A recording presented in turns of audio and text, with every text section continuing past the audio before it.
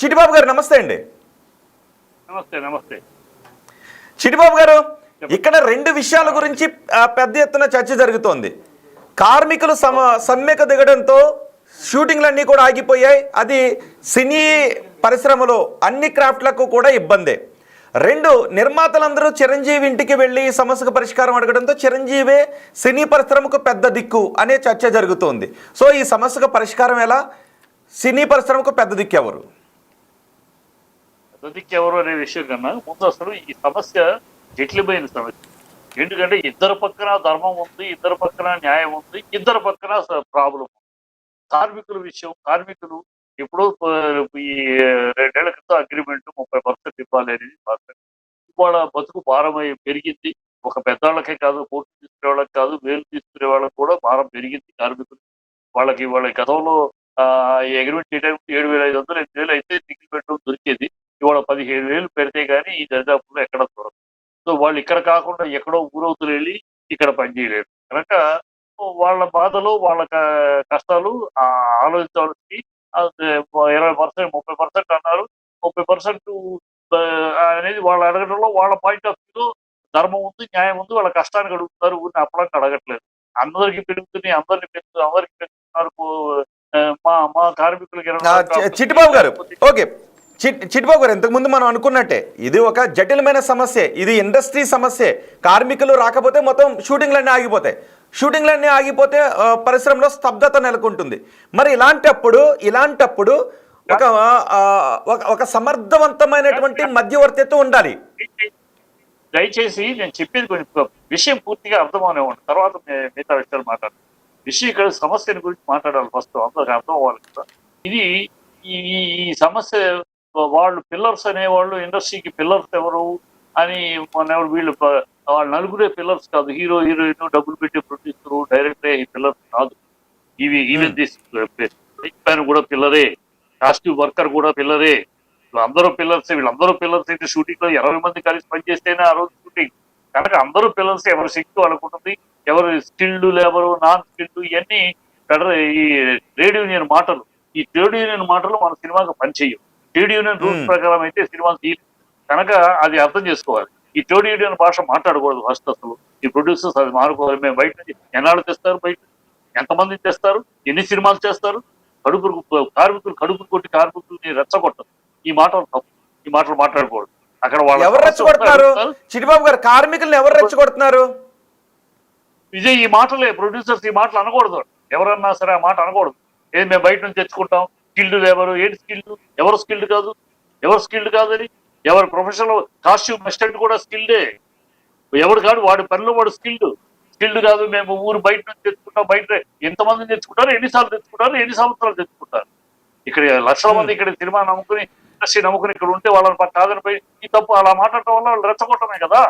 వాళ్ళు ఇంకొక మాట అంటున్నారు చిట్టిబాబు గారు. అదే సమయంలో నిర్మాతలు ఇంకొక మాట అంటున్నారు, స్కిల్డ్ పీపుల్ని ఈ యూనియన్లు లోపలికి రానివ్వడం లేదు, ఎందుకంటే లక్షల రూపాయలు డిమాండ్ చేస్తున్నారు, రానివ్వడం లేదు. కాబట్టి స్కిల్ పీపుల్ కూడా చాలా మంది కార్మికులు, ఇప్పుడు ఉన్న వాళ్ళకంటే చాలా ఎక్కువ మంది కార్మికులు ఉపాధి కోల్పోతున్నారు అని అంటున్నారు. నిజమా? ప్రొడ్యూసర్లు ఎంతమంది స్కిల్డ్ ప్రొడ్యూసర్లు ఉన్నారు చెప్పండి. ప్రొడ్యూసరింగ్ అంటే తెలుసు, అసలు సినిమా మేకింగ్ అంటే తెలిసిన వాళ్ళు ఎంతమంది ఉన్నారు ప్రొడ్యూసర్లు? 30 మొత్తం చేస్తే 5-6 మించలేదు ప్రొడ్యూసర్లా. మాట్లాడేవాళ్ళు ప్రొడ్యూసర్ అంటే ఏంటి తెలుసా? ప్రొడ్యూసింగ్ అంటే ఏంటో, సినిమా ఏంటో తెలుసా అని తెలిసి చేస్తున్నారా? వీళ్ళకి స్కిల్ ఉందా? ఏదో కాంబినేషన్ పెట్టుకుని అలా వీళ్ళకేం తెలుస్తుంది మేకింగ్? సో ఇవన్నీ అలా మాట్లాడితే కౌంటర్ వస్తూ ఉంటాయి. అది కాదు నేను అనేది. ఏంటంటే వాళ్ళు సమన్వయం పాటించాలి. 30% అడిగారు. 30% బిచ్చం ఇచ్చినట్టు 5% ఏంటంటే అవహేళన చేయడం తప్పితే 30 కాదు ఆయన. వాడు 30% అడిగారు. వాళ్ళ పరిస్థితి కూడా అసలే కష్టం. వాళ్ళ లాజిక్ ఏంటి పాయింట్, వాళ్ళ సైడ్ కూడా న్యాయం ఉంది. లేదంటే ఆల్రెడీ పెరిగిపోయింది బడ్జెట్, ఇవాళ బాగా విపరీతంగా పెరిగిపోయింది. ఈ పెరిగిపోయిన పరిస్థితుల్లో అన్ని పెరుగుతూ ఉంటే ఎక్కడికి పోవాలి మనం కనుక ఇప్పుడు వాళ్ళని తగ్గించమని అడగలేము. హీరోలు వాళ్ళని బట్టి వ్యాపారం కనుక, వాళ్ళని బట్టి సినిమాలు కనుక వాళ్ళని తగ్గించమని అడగలేము కనుక ఇలా అందరూ పెంచుకోకపోతే సినిమాలు ఇప్పుడే సినిమాకు పెట్టుబడి పెట్టేవాళ్ళు రాటల్లా ఇండస్ట్రీకి. గతంలో వచ్చినట్టు తప్పుని ఊర్ల నుంచి డబ్బులు పెట్టుకుని రాటల్లా. ఎందుకంటే రోజు షూటింగ్ అంటే 1.5 లక్షల చేతిలో పెట్టుకుని రోజు షూటింగ్ చేయాలి. ఇలా అయితే ఏ వ్యాపారం అయినా చేసుకో, 1 లక్షల రోజు పెట్టుబడి పెట్టేసి ఏ వ్యాపారం సినిమా తీసుకునే పద్ధతిలో రాటంలో పెట్టుకోండి. ఎవరో రియల్ ఎస్టేట్ లో సడన్ గా సంపాదించిన వాళ్ళు పెంచితే వాళ్ళు తప్పితే రెగ్యులర్ పెట్టుబడిదారులు రావట్లా. ఈ పరిస్థితుల్లో ఇంకా పెంచుకుంటూ పోతే ఎక్కడికి పోతాం మనం, సినిమా ఫీల్డ్ ఏమైపోతే అని వాళ్ళ పాయింట్, ఆ పాయింట్ అది. అందులో సమన్వయంగా ఆలోచించి ఆయన ఇప్పుడు 15% ఇస్తాం, ఇంకో 2 ఏళ్ల తర్వాత చూద్దాం, ఇప్పుడు అలా మాట్లాడాలి తప్పితే కానీ ఇంకొక మాట అన్నారు మరి, అంటే సాఫ్ట్వేర్ ఇంజనీర్ల కంటే ఎక్కువ శాలరీస్ ఉన్నాయి, మినిమం వేజెస్ కంటే ఎక్కువ ఇస్తున్నాం అని నిర్మాతలు అంటూ ఉన్నారు. కానీ కార్మికులు మాత్రం సాఫ్ట్వేర్ వాళ్ళకన్నా ఎక్కువ కష్టపడతారండి. సాఫ్ట్వేర్ వాళ్ళు ఏసీలో కూర్చొని పనిచేస్తారు. నా కార్మికులు చెమట పడుతూ లైట్ల ముందు 800 కిలోవాట్ లైట్ల కింద పనిచేస్తారండి. సాఫ్ట్వేర్ వాళ్ళు ఏసీలో కూర్చొని పనిచేస్తారు. ఇక్కడ నా కార్మికులు ఎంతో 800 కిలోవాట్ లైట్లు నుంచి చూడండి ఒకసారి, ఆ లైట్ లో కూర్చొని పనిచేస్తారు. మరి ఆ కష్టం ఎందుకు కనిపించట్లేదు? నిర్మాతలకు ఆ కష్టం ఎందుకు కనిపించట్లేదు? ఇక్కడ నిజానికి ఇలాంటి మాట, ఈ మాటలు వస్తూ ఉన్నది చిన్న నిర్మాతల దగ్గర నుంచా పెద్ద నిర్మాతల దగ్గర నుంచా? కార్మికులు అడిగినది పెంచితే నిజంగా చిన్న నిర్మాతలు నష్టపోతారా? పెంచితే అందరికీ చిన్న పెద్ద కాదు, పెద్దవాళ్ళకి పెద్ద ప్రాబ్లం లేదు. పెరిగితే ఏముంది, సినిమా మొత్తం మీద 1 కోటి రూపాయలు పెరిగితే పెద్దవాళ్ళకి ఏముందండి, పెద్ద సినిమాలకి నష్టం వల్ల చిన్న సినిమాలకి. అందుకని 2 లేయర్లు పెట్టాలని నా కోరిక. నేను మొదటి గతంలో కూడా ఒకసారి ఇలాంటి చెప్పాను, 2 లేయర్లు పెట్టండి. పెద్ద సినిమా, బడ్జెట్ సినిమాలు, బడ్జెట్ సినిమాలు అది 100 రెట్లు తీసే సినిమా, ఆ బడ్జెట్ సినిమాకి అయితే ఈ రేంజ్ అలా పెట్టండి. ఏ గ్రేడ్ బి గ్రేడ్ అని పెట్టండి, అలా పెట్టండి. తప్పితే మొత్తం ఏకమాత్రం చేస్తే చిన్న సినిమాలు తీయలేరు, ఇప్పటికే తీయలేని పరిస్థితి, ఇంకా తీయలేని పరిస్థితి. కరెక్ట్, సమన్వయంగా కూర్చొని వాళ్ళని చిట్టిబాబు గారు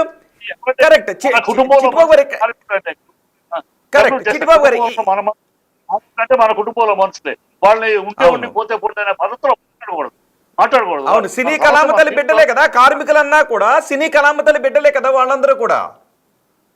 అంతే కదా, అదే కదా. అందుకే నేను ప్రొడ్యూసర్ని, డైరెక్టర్ని, టెక్నీషియన్ కూడా కనుక 2 ఉన్నాయి కానీ చూస్తారా, అది సమన్వయంగా వాళ్ళే బాగా చూసుకోవాలి.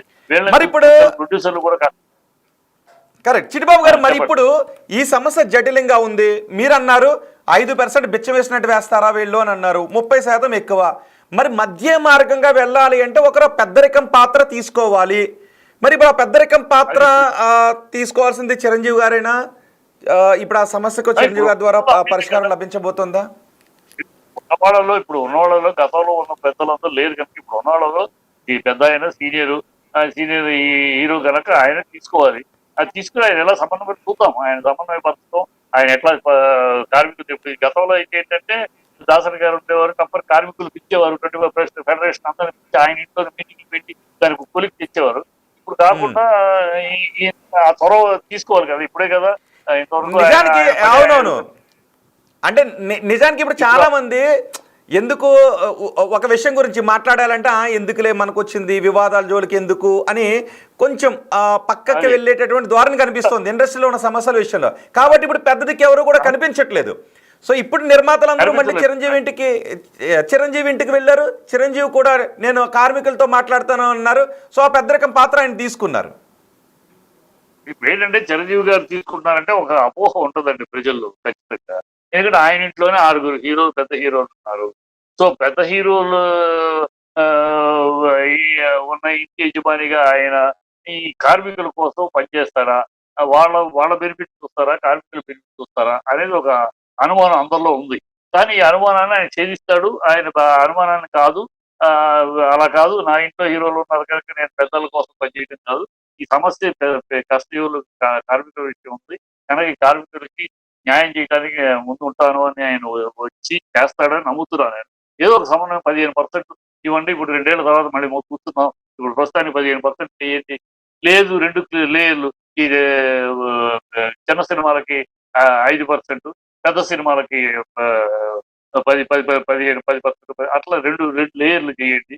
2 లేయర్లు. ఇప్పుడు పెద్ద సినిమాలకు 30 ఏముందండి, ఈ మొత్తం కలిపి 1 కోటి రూపాయలు అవుతుంది. ఒక పెద్ద నలుగురికి ఇస్తున్న 10 కోట్లు 20 కోట్లు ఇస్తున్న వాళ్ళ దగ్గర ఆ ప్రొడ్యూసర్, ఆ సినిమాకి ఆ ప్రొడ్యూసర్, ఆ డైరెక్టర్, ఆ హీరోయిన్ వీళ్ళకి మొత్తం కలిపి 1 కోటి, ఆ నలుగురు దగ్గర కలిపి 1 కోటి రూపాయలు తగ్గిస్తే సరిపోతుంది.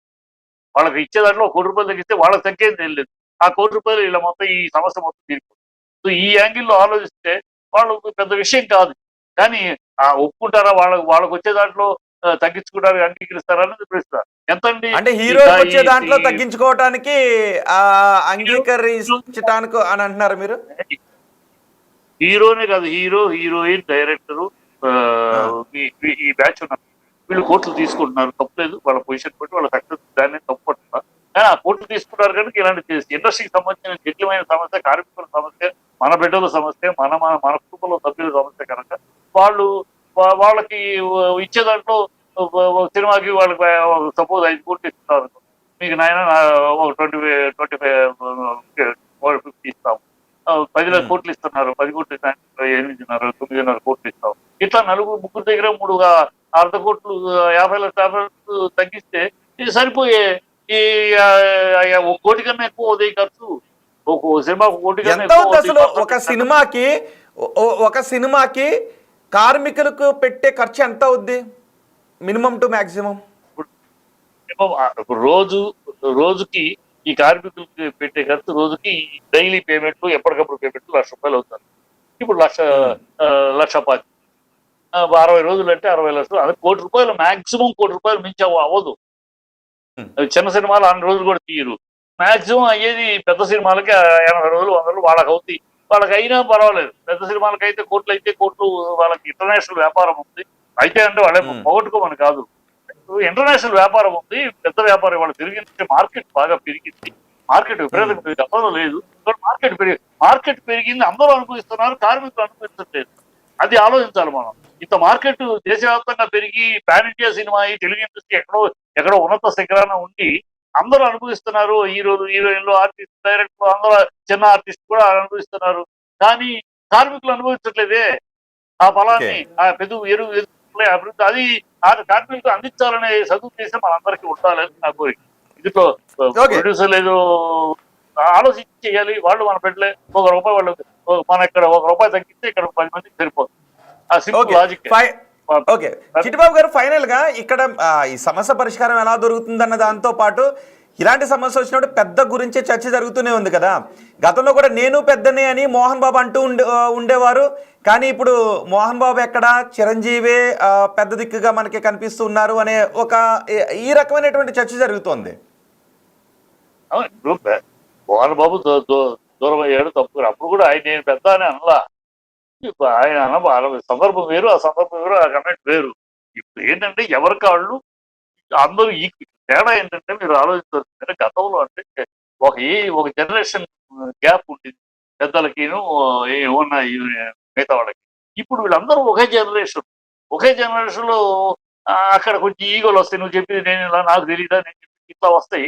అవి గతంలో వచ్చినాయి, ఇప్పుడు రాదు అనుకుంటున్నా. ఇప్పుడు అందరూ కూడా ఎవరు కూడా పోటీ పడకుండా ఓకే చిరంజీవి గారు కూర్చొని సాల్వ్ చేస్తే సంతోషమే అనే ఉద్దేశంలో ఉన్నారు. కానీ ఆయన ఏంటి తీసేది, నేను మాట్లాడిన ఎవరు అంటలేదు. అనవసరంగా మీడియాలో దాన్ని కెలికి, మీడియాలో మీరు దాన్ని రెచ్చగొట్టి ఆ ఐడియా వచ్చేటట్టు చేయకండి దయచేసి. ఇండస్ట్రీలో శుభ్రంగా ఉంది, ఎవరు చిరంజీవి గారు టేకప్ చేస్తున్నదాన్ని ఎవరు ఒక మాట కూడా మాట్లాడలేదు. ఓకే ఆయన చేస్తే సంతోషం, ఆయనకు పెద్దరికి కూర్చుంటే సంతోషమే అంటున్నారు.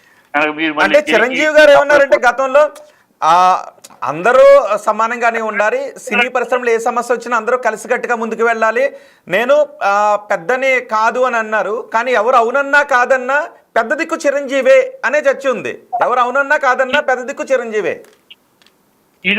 ఇదే వద్దంటుంది. మళ్ళీ ఎందుకు గతంలో తిరుగుతారు, ఎందుకు? అయిపోయింది అది, ముగిసిపోయిన చరిత్ర అది. గతంలో ఏదన్నారు, అయిపోయింది. ఇవాళ ఫ్రెష్ గా ఉంది. మళ్ళీ మీరు మీడియా తీసుకొచ్చి గతంలో అలా అన్నారు, గతంలో ఈయన ఇలా అన్నారు, ఇప్పుడు ఆ మాటకి ఏమంటారు? తీసుకురండి సార్. దరిద్రంగా ఈ మీడియా చేసే తప్పుడు పనులు సారీ చూస్తే ఇండస్ట్రీలోనే జరుగుతుంది చర్చ. అది ఇండస్ట్రీలో ఇప్పటికీ పేరు చెప్పడానికి ఇష్టపడిన వాళ్ళు కొంతమంది 24 క్రాఫ్ట్స్లో ఉన్న వాళ్ళందరూ కూడా ఇదే జరుగుతుంది. చిరంజీవి వల్లే సమస్య పరిష్కారం అవుతుంది, చిరంజీవి పెద్దగా వ్యవహరించాల్సింది. గతంలో కూడా చాలా మంది ఇదే మాట అన్నారు కదా, కొన్ని వేదికలపై కూడా ఇదే మాట అన్నారు, చిరంజీవి సినీ ఇండస్ట్రీకి పెద్ద అని. ఎవడు కాదన్నాడు? ఇప్పుడు మీరెందుకు దాన్ని ఎప్పుడో తాత కాసినప్పుడు ఎవడో అన్నాడని దాన్ని ఇప్పుడు ఎందుకు గెలుపుతారు? ఇప్పుడు ఎవడో ఇంట్రెస్ట్ అన్నట్లా, ఎవడో కోరికేసి గట్టంగాడు, ఎవడో అడ్రస్ నా కూడా ఎవడన్నా అవుతున్నాడు, ఎవరో మాట మాట్లాడలా. ఎవరైనా కాదు అని అంటే వాళ్ళు కౌన్ కిస్కా మీరు అన్నట్టేనా? పెద్ద కాదు అని ఎవరైనా అంటే కోన్ కేసు గట్టం కింద లెక్క. వాడెవడు అడ్రస్ బాధ్యత యూజ్లెస్ ఫెలో అంతే. ఇప్పుడు ఉన్న పరిస్థితిలో ఆయన టేకప్ చేశాడు, ముందుకు వచ్చాడు, సంతోషం. వాళ్ళు వెళ్ళి కలిశారు, టేకప్ చేశారు, సంతోషం. సాల్వ్ అవ్వాలి, మన కార్మికులు బాగుపడాలి, ప్రొడ్యూసర్లు బాగుపడాలి. ఈ ఆలోచనలు ఉన్నాయి. ఈ ఆలోచన బాధ్యత అయితే వాడు ఫోన్ చేసి కొట్టంటారు. రైట్. సో ఈ సమస్యకి పరిష్కారం ఎప్పటిలోపు లభించే అవకాశం ఉంది? ఎందుకంటే ఒక్కొక్క రోజు సినీ షూటింగ్ ఆగిపోతే దాని నష్టం చాలా ఎక్కువగా ఉంటుంది. సో ఎప్పటిలోపు ఇది పరిష్కారం అయిపోతుందని మీరు అనుకుంటున్నారు? నిర్మాతలు ఇలాగే పట్టు మీద వెళ్తే కార్మికులు కూడా పొట్ట మార్చుకుంటూ కూర్చుని ఉండలేరు కదా. 15 రోజులు పడుతుందండి. ఎందుకంటే ఇప్పుడు ఈయన మీట్ అయినాక ఈయన కార్మికులు కూడా కలుస్తారు చిరంజీవి గారిని. తర్వాత చిరంజీవి గారు మిగతా artist association, producers, directors association, మిగతా వాళ్ళు కూడా కలుస్తారు. ఒక్కొక్కరు మీటింగ్ లో పెట్టుకోమంటారు. వాళ్ళ రిజల్యూషన్స్ అన్ని యొక్క 24 క్రాఫ్ట్ రిజల్యూషన్, అన్ని రిజల్యూషన్స్ తీసుకుని వాటిని క్రోడీకరించి అందరి అభిప్రాయాల మీద ఏది బెటర్ అనేది నిర్ణయిస్తే ఎట్లాగ ఇవన్నీ చేయడానికి ఈ హంగామా చేయడం 15 రోజులైనా పడుతుంది నా లెక్క. 15 రోజులు అయితే షూటింగ్లు జరిగే అవకాశం ఉండదు. ఎందుకంటే ఈ లోపల వీళ్ళు రెచ్చగొడితే గొడవలు అవుతాయి, అసలు జడితం అయిపోతుంది. అందుకని నేను రిక్వెస్ట్ ది ప్రొడ్యూసర్స్, ఎవరు కూడా ఈ స్కిల్డ్ వర్కర్స్, ఈ ట్రేడ్ యూనియన్ భాష మాట్లాడకండి. మన పేరుకి ఇండస్ట్రీ కానీ ఎవరు నాట్ ఇండస్ట్రీ, మన పేరుకే ఇండస్ట్రీ అంటాం. మనం ఇండస్ట్రీ కాదు, ఫ్రెటర్నిటీ అంతే. మన దగ్గర ఎక్కడ ఇండస్ట్రీ రూల్స్ మనకు వర్తించవు. ఇండస్ట్రీ రూల్స్ వర్తిస్తే మనం సినిమాలు తీయలేము. కనుక ఎన్ని పిచ్చి మాటలు అంటే కార్మికులను రెచ్చగొట్టే మాటలు కానీ కార్మికులను తక్కువ చేసే మాటలు కానీ మాట్లాడకుండా ఉంటే బెటర్ అని అంటారు, రైట్? అంటే బయట వాళ్ళు తీసుకొస్తాం, వేరే స్టేట్ లో తీస్తాం, ఎన్ని పిచ్చి మాట్లాడి ఎన్నాళ్ళు తీస్తారు, ఎన్ని సినిమాలు తీస్తారు అంటే వాళ్ళ కడుపు రెచ్చిపోయి ఇళ్ల మీద పట్టానిక. కడుపు మండితే కార్మికుడు కడుపు మండితే పిడికిలు బిగిస్తారండి. పిడికి మంచి ముందు వెనక చూడండి. కనుక అలా రెచ్చకూడదు, వాళ్ళని కడుపు మండేలా చెయ్యొద్దు. వాళ్ళు అడుగుతున్నారు, దాంట్లో మనం చేయగలిగినంత చేయాల్సినంత కూర్చొని మాట్లాడితే వాళ్ళు రెచ్చగొట్టి. కార్మిక శక్తిని ఎప్పుడు తక్కువగా అంచనా వేయకూడదు. కార్మిక శక్తిని ఎప్పుడు తక్కువగా అంచనా వేయకూడదు. వేస్తే వాళ్ళు పిడికిలు బిగించారంటే అలకలలో అవుతాయి. ఆ పరిస్థితి తీసుకురాకూడదు ఇండస్ట్రీ. అందుకని control. Right. Okay, thank you very much Chittibabu గారు. బిగ్ టీవీకి అందుబాటులోకి వచ్చి సినీ పరిశ్రమలో నెలకొన్న ప్రస్తుత సంక్షోభం గురించి మీరు మాట్లాడినందుకు. ఎవరు అవునన్నా కాదన్నా కూడా ప్రస్తుత సినీ ఇండస్ట్రీకి పెద్ద దిక్కు చిరంజీవే. ఎవరైనా కాదు అంటే కౌన్ కిస్కా గొట్టం అని చిట్టిబాబు అంటూ ఉన్నారు. ఇప్పుడు చిరంజీవి ఇంటికి నిర్మాతలు అందరూ కూడా వెళ్ళారు. ఈ సమస్యకు పరిష్కారం ఎలా ఆలోచించాలనే విషయం గురించి మాట్లాడారు. చిరంజీవి కూడా చెప్పారు నిర్మాతలకి, నేను మీ వెర్షన్ విన్నాను, ఇక కార్మికుల వెర్షన్ కూడా వింటాను, విన్న తర్వాత ఎలా ముందుకు వెళదామన్న దాని గురించి ఆలోచిద్దాము అని ఈ బాధ్యతను చిరంజీవి ఆయన భుజస్కంధాల మీద వేసుకున్నారు.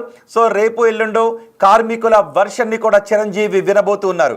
బహుశా కార్మికులు యూనియన్ నేతలు చిరంజీవి ఇంటికి రేపు ఎల్లుండో వెళ్ళే అవకాశం ఉంటుందో, లేదంటే ఒక ప్లేస్లో కార్మికులతో చిరంజీవి సమావేశం అవుతారా, ఏం జరగబోతోంది, ఈ సమస్యకు చిరంజీవి చూపించే పరిష్కార మార్గం ఏంటి అన్న దాని గురించే చర్చ జరుగుతుంది. చూద్దాం మరి ఏం జరుగుతుందో. కార్మికులు మాత్రం మాకు 30% వేతన పెంపు కావాలని అడుగుతూ ఉన్నారు. నిర్మాతలు 5% పెంచుతామని అంటూ ఉన్నారు.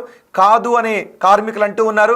మరి మధ్య మార్గంగా చిరంజీవి ఏదైనా ఒక మాట చెప్పి ఇటు కార్మికులకు అటు నిర్మాతలకు మధ్య సయోధ్యను కుదర్చడంలో ఇప్పుడు ఎటువంటి పాత్ర పోషిస్తారు, అది ఎప్పట్లోపు కార్మికులు సమ్మెను విరమించి మళ్ళీ షూటింగ్లు మొదలయ్యే అవకాశం ఉంటుందనే చర్చ జరుగుతుంది. కానీ ఇప్పట్లో అయితే ఒక 2-3 రోజుల్లో అయితే పరిష్కారం లభించే అవకాశం లేదు అని చిట్టిబాబు అంటూ ఉన్నారు. ఒక 10-15 రోజులు సమయం పట్టే అవకాశం ఉంటుందని చిట్టిబాబు అంటూ ఉన్నారు. సో ఇప్పుడు ఈ పంచాయతీ అంతా కూడా సినీ ఇండస్ట్రీ పంచాయతీ అంతా చిరంజీవి కాంపౌండ్ దగ్గరకు చేరింది. బాల్ తీసుకెళ్లి చిరంజీవి చేతిలో పెట్టారు. కాబట్టి కార్మికులతో చిరంజీవి ఏం మాట్లాడబోతున్నారు అనే చర్చ జరుగుతుంది. మరి చూద్దాం, కార్మికులతో చిరంజీవి ఏం మాట్లాడతారు, చిరంజీవికి కార్మికులు ఏం చెప్తారు, మధ్య మార్గంగా సూచించే ఆ నెంబర్కి కార్మికులు ఇటు నిర్మాతలు అంగీకరిస్తారా? ఒకవేళ అంగీకరించకపోతే ఈ కార్మిక సంఘాలను కాదు అని నిర్మాతలు వేరే వాళ్ళని, యూనియన్లో లేని వాళ్ళని పెట్టుకుని షూటింగ్లకు వెళ్ళిపోతారా? అలా వెళ్ళిపోతే కార్మికులు అంగీకరిస్తారా? ఏం జరగబోతోంది అన్నదే ఇప్పుడు చర్చనీయాంశంగా మారింది. చూద్దాం. అండ్ మీ కామెంట్ని కూడా ఇక్కడ తెలియచేయండి. పెద్ద దిక్కు ఎవరు, చిరంజీవేనా అనే క్వశ్చన్కి మీ కమెంట్ ఏంటి, అలాగే మీ ఓట్ ఏంటి అన్నది కూడా మీరు తెలియచేయండి. ఇప్పటివరకు 282 మంది ఓట్ చేశారు, చాలామంది కమెంట్ కూడా చేశారు. సో మీ అభిప్రాయాన్ని కమెంట్ బాక్స్లో తెలియచేయండి.